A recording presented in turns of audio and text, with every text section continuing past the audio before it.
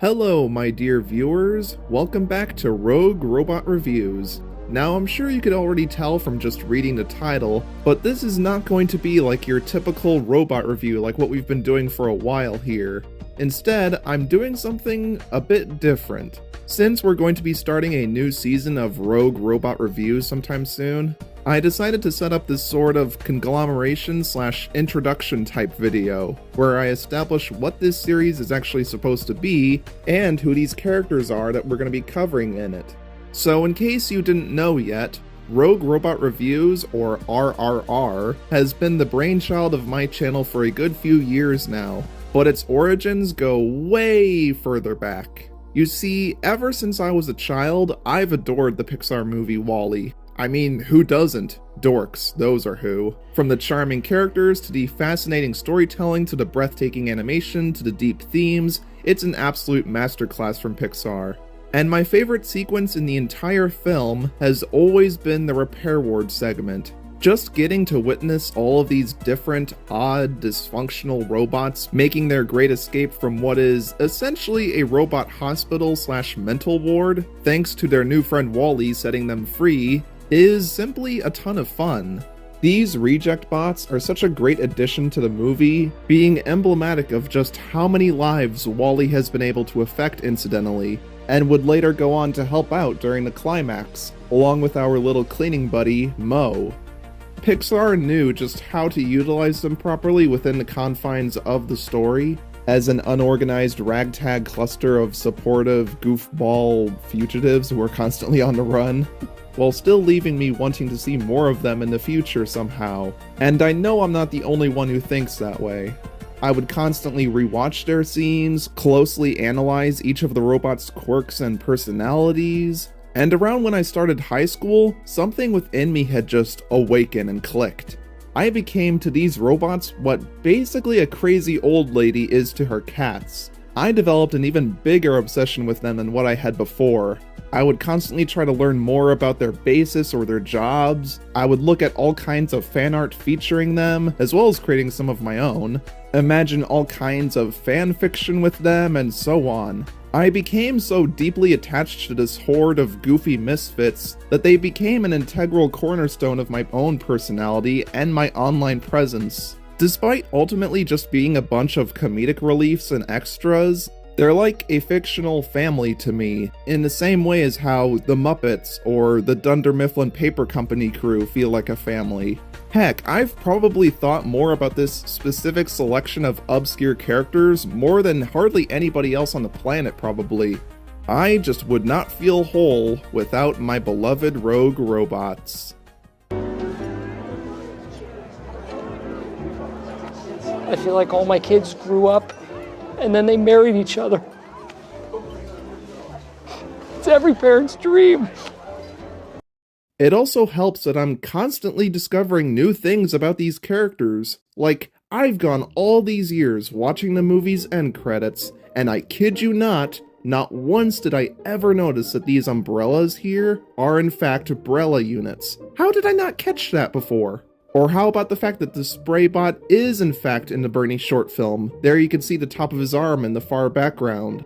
Or how about this build your own robot display, which was seen at the Science Behind Pixar exhibit, which was touring around various museums across the country, featuring 3671's full concept art and this drawing of a treadmill robot, which was not only unused for this film, but we had never seen this anywhere else outside of this event. I don't think anybody else was ever even aware of this outside of, well, me bringing this up to you right now.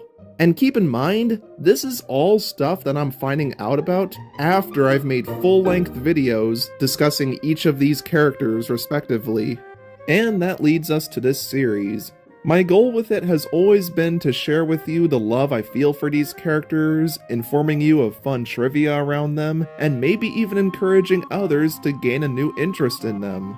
However, in my quest of sharing my passion for these bizarre bots, I realized that I haven't created an actual introductory collection of them. As in, there should be a reliable list of who each of these characters are, that way you can understand who is supposed to be covered in this series. Because outside of just seeing them all for yourself within the confines of the film, there's not really a complete publicized list of these guys for WALL-E fans to use as a resource.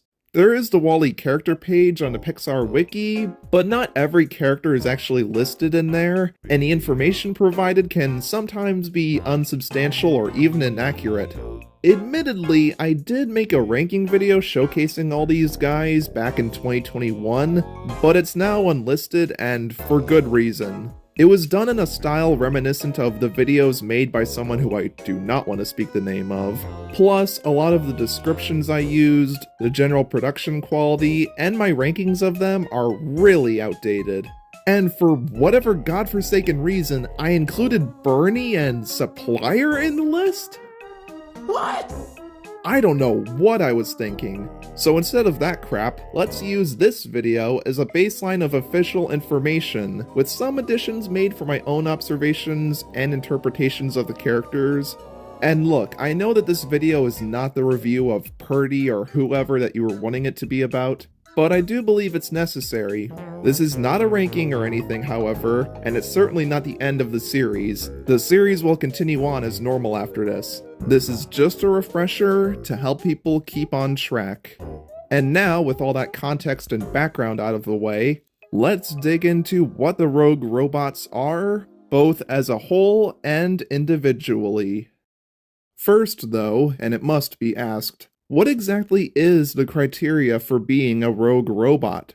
Well, for the purposes of this series, and in general for that matter, that title encompasses every character who is being kept in a repair ward, and also Mo, who we all collectively grandfather into the group as he joined the rogue family near the end. That means that any other robot seen in the film who does not follow that criteria, such as Typey or Nanny or whoever, shall not be covered. I'm also not touching on WALL-E or Eve, as I don't really count them due to their normal nature and their main character status. Plus, I am just not up to the grueling task of reviewing them at length right now. That is way too ambitious. Maybe in the far future I will, we'll see. So that creates a grand total of 45 different robots, and we've reviewed a solid 19 of them so far, not including the outdated reviews that still have to be redone. But regardless, allow me to present you with all 45 of the Rogue Robots. Going in the order of where they are placed throughout the repair ward, starting with the hammerhead-looking Clawbot 444 and his little coffee-serving neighbor, the small blue robot, both of whom are out here all on their own. I like to view them as an inseparable duo because of that. Next over, you have the canister-carrying 4639, who sometimes is known as the Bumper Bot, and the dopey-looking tall curve-headed robot. Try to seriously tell me that this guy doesn't look like a Minecraft villager.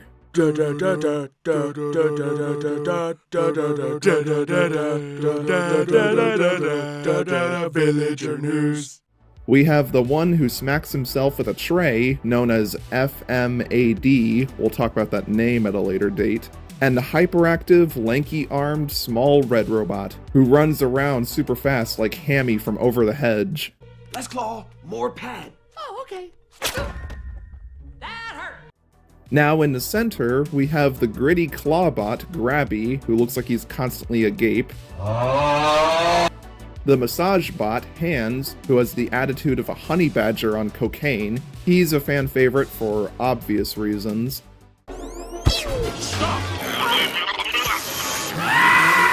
Well, shit. We have Helmet, who, big shock, looks like a helmet, and don't forget about the little ankle biter known as Cardus. That's enough. Let's go. Yeah. Sure, step aside, kid. We're in a...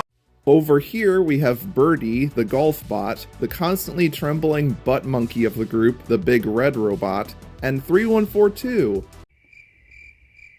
He exists, I guess.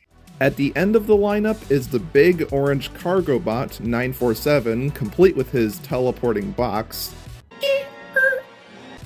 The Hands look-alike, 75, with his straight-up blunders for claws. 753, another cargo bot, but with green stripes.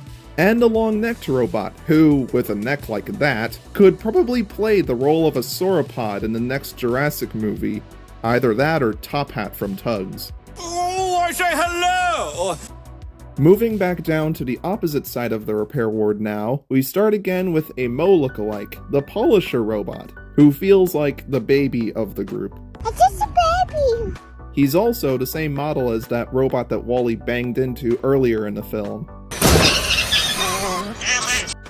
We have another Polisher robot, but a more popular one, Buffer, who is a member of the decontamination crew, and also has an armless counterpart, who is also a rogue robot. Though, spoiler alert, they're the same character, just thought I'd address that. You have the Bin robot, who is prone to violent crashes, and the orange-eyed Sauté lookalike, the much less clouded cousin of the more well-known chef robot, Sauté. Heading further down, we have 3671, a beige-colored clawbot who will not hesitate to throw you aside if you get in his way, as well as my own personal sleep paralysis demon, the shaking one-eyed robot. Say hi, buddy.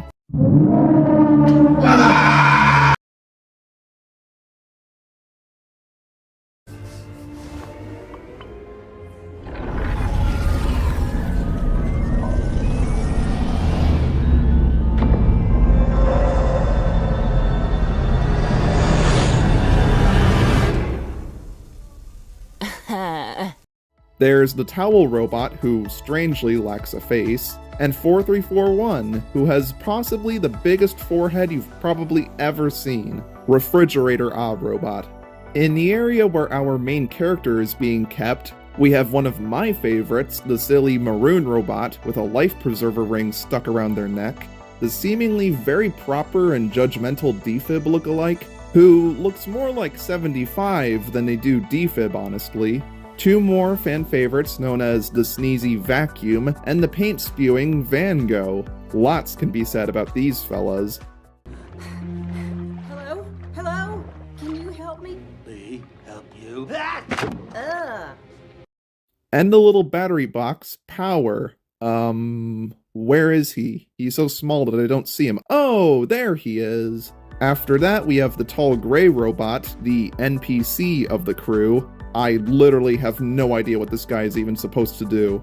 We have the one who started it all, 4867, the upside down 544, and the tennis racket wielding, green ball throwing, black Air Force energy dude himself, Serve. Now at the end of the line, we've reached the winged robot who is stuck in a perpetual state of T-posing, the gentle giant known as the blue grabber robot, who, fun fact, has the same number written on them as the Defib lookalike, the purple striped one-eyed 202, who I swear has a sideways Xbox console for a face, and of course, the giant Spray Bot, who is another member of the cleanup crew. Outside of the ones being kept within the enclosed spots lined up across the repair ward, there are a few other outliers that need mentioning.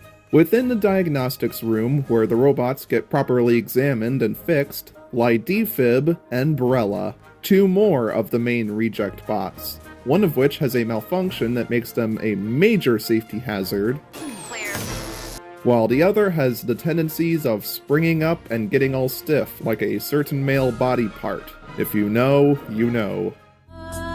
You're gonna get me in trouble. Hanging around out of bounds in the hallway of the repair ward remain a few other stragglers who aren't exactly being kept in where they're supposed to be, such as Fix-It, who is a repair bot. Oh, the irony. There's also this short purple robot who's constantly bumping into the wall by the entrance, and two more main reject bots, Light, the light bot, and Purdy, the crazed beautician robot. Just a trend. You look gorgeous. And finally, despite never being present at the ward himself, only joining the gang later on, we have the Icon, the microbe obliterator, the mascot of my channel, Mr. Foreign Contaminant himself, Mo.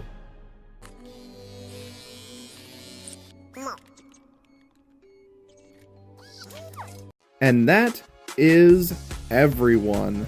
I hope that with this you've been able to reach a clearer understanding of who the Rogue Robots are and why I care so much about them, and that you're excited to see more of them get their time in the spotlight in future videos of mine. I deeply want to thank all of the Pixar crew who had a hand in the creation of WALL-E for blessing me with, blessing us with these wonderful, wacky characters. From all the effort that went into making this world feel real, to all the funny details that make each robot stand out from each other, they unknowingly provided me with something so special. I also just want to say thank you to all of you for tuning in and supporting this series. Just know that your heartwarming comments and viewership have kept this little dream project of mine going. Being able to ramble about something you love can be so fun. And most importantly of all, I have heard each and every one of your requests for what characters you want to see me cover next. I'm well aware of just how many of you want to see Fix-It already. Fix it, fix it, fix it, fix it, fix it, fix it! Fix it, fix it, fix it!